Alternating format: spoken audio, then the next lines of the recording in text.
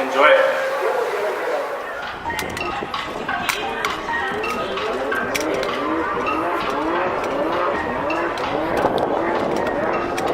Yo!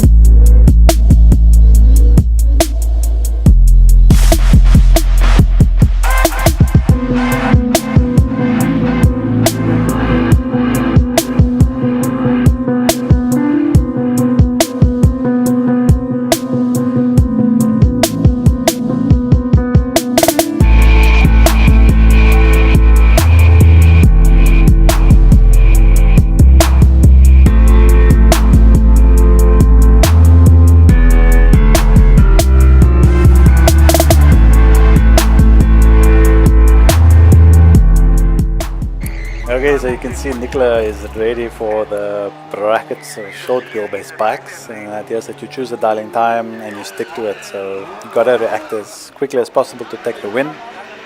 First up we've got Rolton Malters up against some fella from our country, I don't know. Next up we got the age-old grudge match between Nicola Els and Bianca Smith. Nicola in the black 750, Bianca in the white GSX-R 600. Both really nicely turned out bikes, and their skills are definitely to match. Very consistent, very nice reaction times. They've also been taken away at the rallies this year, both of them doing really well, taking some wins and some runner-up prizes, so really a force to be reckoned with. And you can notice they don't do such a long burnout purely because they're on a road tire. Most of the time it just needs a good clean and it's good to go. So let's see who comes out tops on this bracket. Bianca Smith back on the start line. She's down in at 10.9. Left-hand lane down in at 10.2.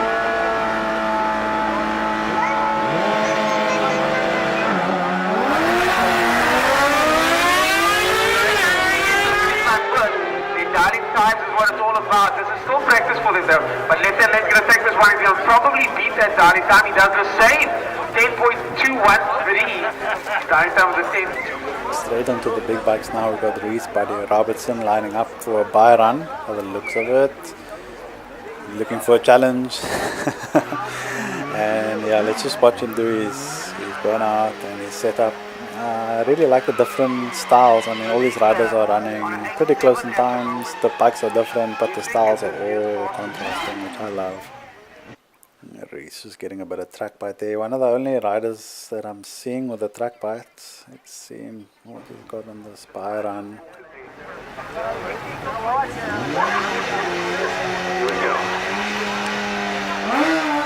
Oh, and he picks the wheel up beautifully, but controls it quite well. There, even though the wheel came up, and he gets across the line there with the And he still manages to bust out at 8.9, just going to show the top end of that bike. Next up we got Heinrich Slammert on the beautifully turned out 2017 GSX-R. I was talking to Uncle Gary a few weeks back at the regional, and he was saying how difficult it is to sort of get aftermarket tuning, and just that the bits and bobs isn't as easy as the other bikes. So you have to be a little bit patient with the new bike. It's fairly stock from what I hear. Heinrich's just got a swing arm on. Next to him he's got Kevin Munsami in a black BMW.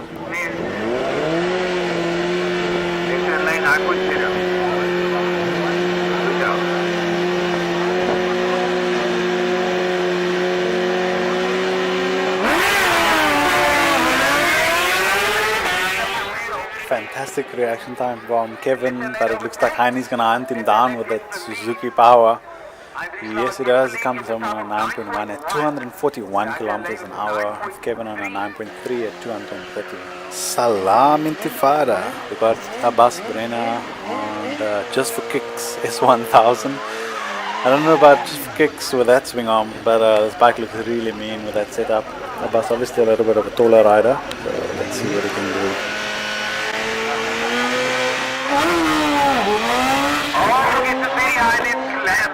Oof, he pulls a massive wheelie. At least that'll give a nice picture after the race, but that's going to be no good. Next up we got Sharif Reynolds, and you can see Mujahid still helping him out there. I like the father-son thing they got going there. You see it a lot in motorsport, and these two have been doing it for many years. So let's see what Sharif can do on the practice run. It's been a while since you've seen this K6. I know it was freshly tuned in the week by Julian at Superbike Solutions, so I'm very excited to see what this bike can do. On international bike. And next to him we got Noor Hendricks in the beautifully turned out 2017 S1000rr. Noor is quite a flexible rider. He's competed this year in the circuit, does a lot of top end racing, and of course he's a drag racer first and foremost. Let's see how he goes up against Sharif.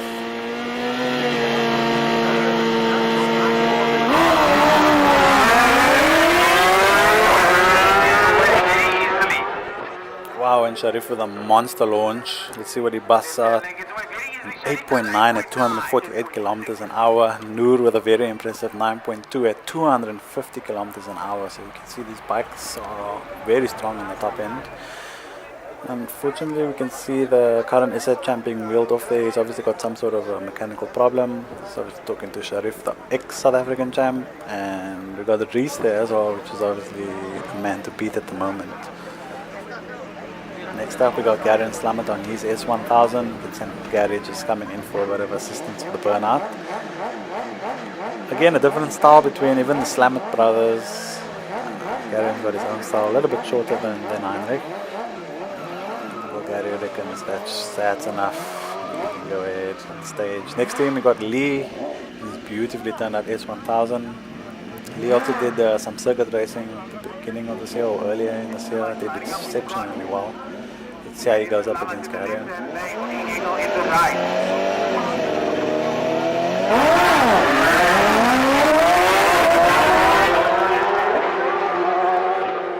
And another mad reaction time from Gary, and unfortunately the clutch just popped a bit, so causing the front to come up. Still runs a very respectable 9.1 at 248. Lee with a very impressive 9.4 at 230 odd. So while we were waiting for the next round of brackets to start, I noticed the celeb in the stand, Mr. Ibi Abrams. Hey. No slouch on a bike, just watching today. And so was this man. Got a front row seat, he was right on the line, had his Comfy One cap, his Comfy One t-shirt, and a liquor diet also. So yeah, spending a proper day, this uncle is. And straight back into the action with Nicola Els. This is the knockouts of the standard wheel-based bracket racing. I love how unassuming she looks. If you wouldn't at the drag strip at all and you were racing up against her, you'd think you'd have a beat, but nah, it doesn't work that way. Let's see how she goes.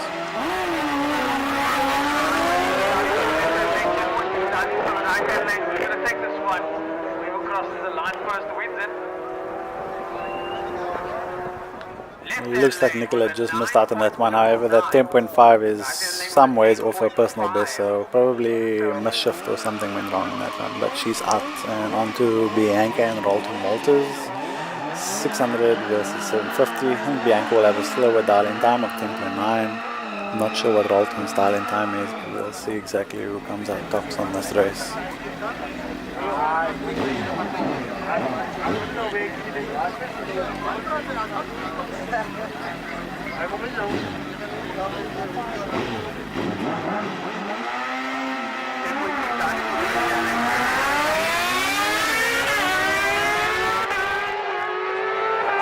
So far, Lane looking very good. He just needs to not break out.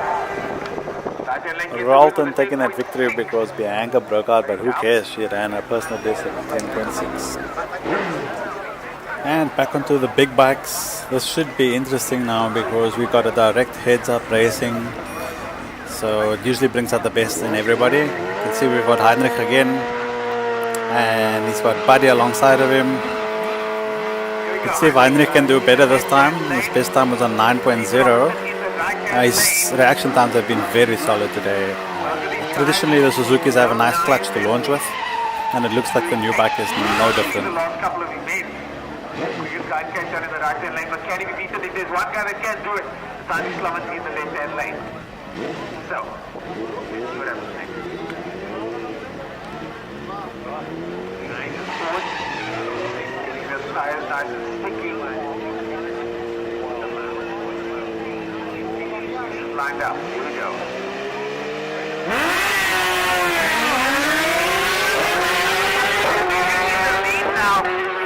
Heinrich with a beautiful launch. Struggling a little bit in the last bit. 8.9 for the right. He's consistently with that 8.9 and 250. So consistent. Heine with a 9.1. Alright, so here we got a battle of the southern suburbs riders, if you will. Abbas Brenner and Sharif Reynolds. That K6, I tell you, it's really an impressive bike. To think that it's 11 years old already. I know the internals of the motor definitely isn't that old. A lot of trick bits on that guy. A lot of trick bits on that K6.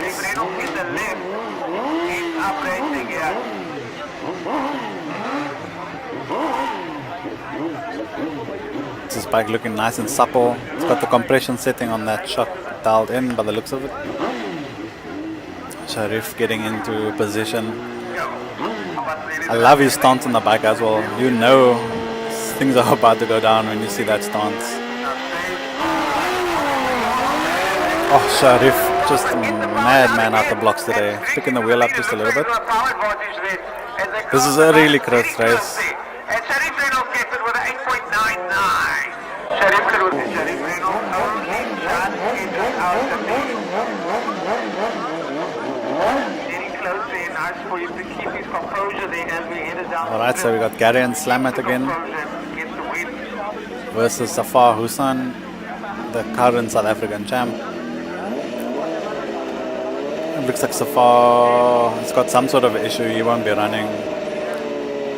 I love to see those older Suzuki still competing with a new breed of super bikes, but it doesn't look like we're going to see Zafar perform today.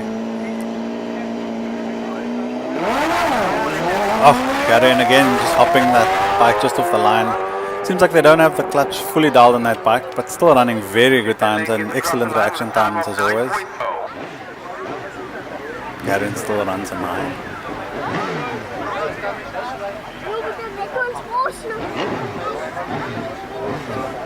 Great to hear all the kids at the track enjoying the motorcycle racing. This is what this page is about.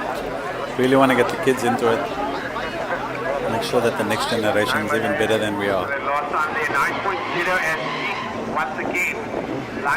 This is a good grudge match as well. Two guys with exceptional reaction times. Really good 60 foot.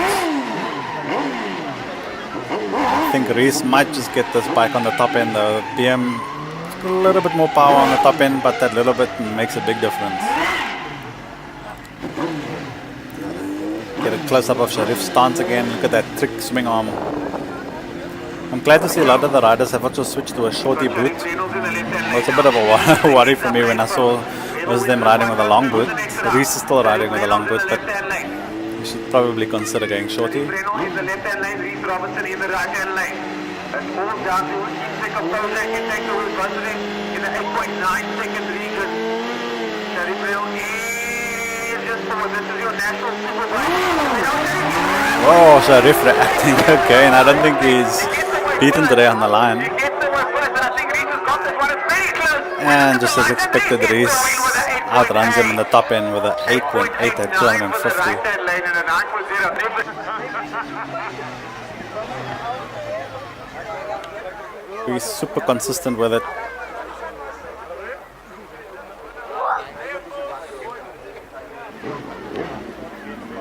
And here's my favorite race of the day.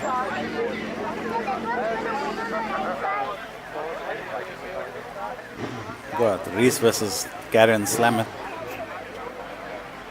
Oh, and here we got Ronald Slamet as well, a multiple Western Province Superbike champion. Just coming off a victory last weekend at PE. It's good to see him supporting his cousin. They're always supporting each other, and when we're racing the circuit, Garen and the boys pop in as well. So really, again, a nice family affair. And we got Zafar also. Okay, that's interesting. He's got a different burnout strategy for Garion. You can see again, they didn't really burn out, just clean the tire, but he's ready to go. Let's see if that bike hooks up. Here we go. Zafar coming with that national knowledge.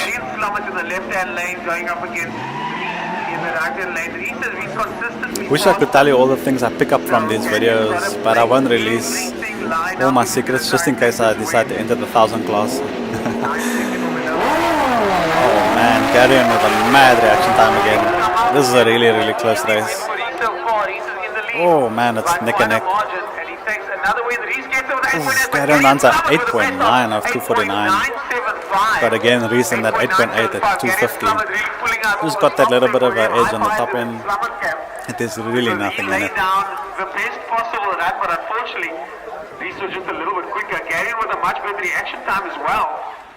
Okay, and on the next episode of African Riders, we'll be featuring Konwaba Sparks, a bright young man who's racing in 2 classes at the moment.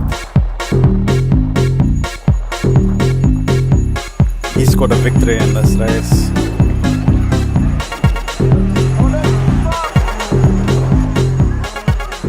We also head back to the drag strip and talk to the riders before the knockouts and finals.